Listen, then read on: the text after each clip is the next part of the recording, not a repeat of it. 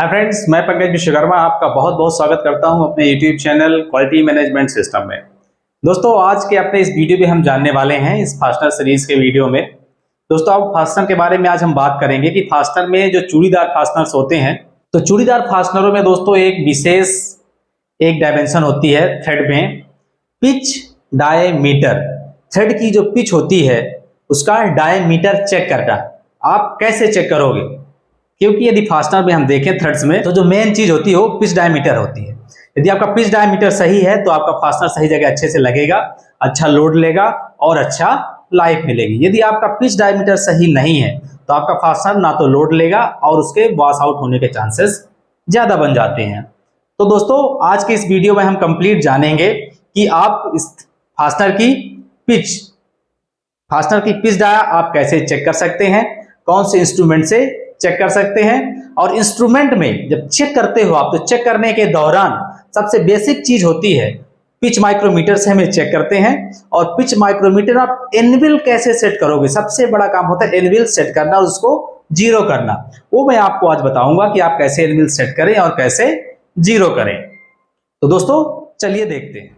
तो फ्रेंड्स, जो भी आपके पास फास्टनर है या जिसका भी आपको पिच चेक करना है, जैसा कि आप यहाँ पे देख रहे हो, जो चार्ट देख रहे हो, जो भी फास्टनर है आपके पास, जो भी उस फास्टनर में पिच एक्चुअल है, उस पिच के अकॉर्डिंग ही आपको माइक्रोमीटर, जो आपके पास पिच माइक्रोमीटर होगा, उसकी एनविल, इसको हम बोलते हैं एनविल। यहां पे जो आप देख रहे हो, हम इसको बोलते हैं एनविल। ये जो है एनविल है, ये निकल आती है।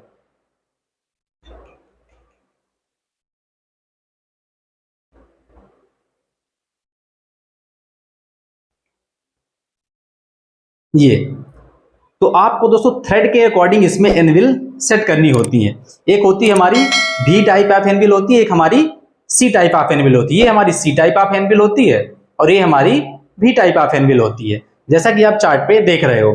तो जो भी आपके पास में फास्टनर है उसके अकॉर्डिंग सबसे पहले आपको एनविल चूज करनी है। जैसे आपके पास मान लो 1.75 पिच का फास्टनर है, तो आप जो है पे चार्ट देख रहे हो जिसमें 1.75 लिखा हुआ है, उसी में से आपको C की एनविल निकालना है, उसी में से आपको V की एनविल निकालना है। और एनविल्स आपको ऐसे निकाल के सबसे पहले आपको V वाली जो एनविल है वो आपको इधर पुट करनी है, और जो C टाइप आपकी एनविल है वो इधर पुट करनी है। अब इसको आपको जीरो करना है। तो जीरो करने के लिए दोस्तों सबसे पहले सारा सेट करने के बाद में ये आपको लेना है और यहां पे ऐसे ये एक्चुअली मेरे पास तो डिजिटल है। आप सबसे ज्यादा प्रॉब्लम होती है जीरो सेट करने में जब आप मैनुअल यूज करते हो। यहां पे अभी आप देखोगे तो पूरा 0 आपको रीडिंग्स दिख रही होंगी, ये 0 0। अब आपको चेक कैसे करना है? आपको सीधे फास्टनर इसको पूरा ओपन करना है, जितना भी आपका पिच डाया अप्रॉक्स हो सकता है। और आप जब कभी भी पकड़ो पिच माइक्रोमीटर तो इस स्टाइल में पकड़ना चाहिए, इसमें क्या मेजरमेंट में बहुत इजी होता है। C टाइप एनविल को आपको ऐसे मोड़ लेना है। ये आपका फास्टनर है और फास्टनर कैसे बीचों बीच आपको लगाना है और इधर से नॉर्मली इसको राउंड राउंड करके और पिच तक ले आना है। अब इसको दोस्तों जब आप फास्टनर को इनके बीच से निकालोगे तो हल्का स्टक करती हुई निकालनी चाहिए।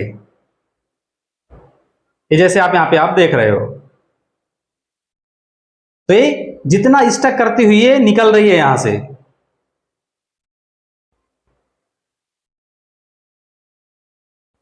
ये दोस्तों इसका पिच डायमीटर है।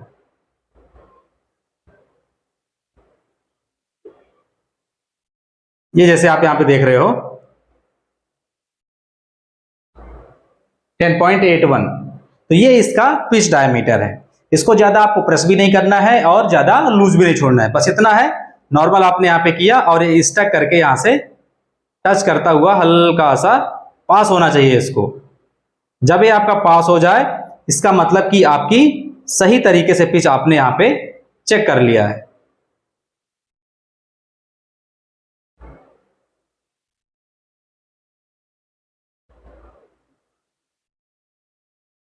ये दोस्तों ये बेसिक तरीका होता है। इसमें यदि आप कोई गलती करते हैं एनविल चूज करने में या इसको चेक करने में, तो आप पिच डायमीटर गलत चेक कर लेंगे। यदि पिच डायमीटर आपने गलत चेक किया तो इसमें फास्टनर में बहुत सारे चांसेस बनते हैं कि वो टूटने के और फेलियर के चांसेस बन जाते हैं।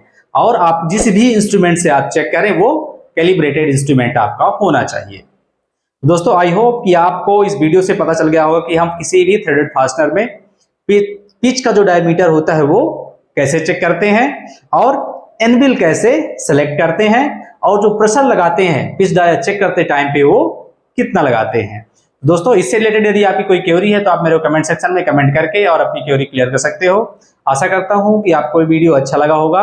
वीडियो यदि अच्छा लगा है तो हमारी वीडियो को आप लाइक करें, हमें कमेंट करके बताएं और अपने दोस्तों के साथ शेयर करें। और हाँ, यदि आपने अभी तक हमारा चैनल सब्सक्राइब नहीं किया है तो चैनल को आप जरूर सब्सक्राइब कर लें। हमारे साथ अभी तक बने रहने के लिए आपका बहुत बहुत धन्यवाद। Thank you.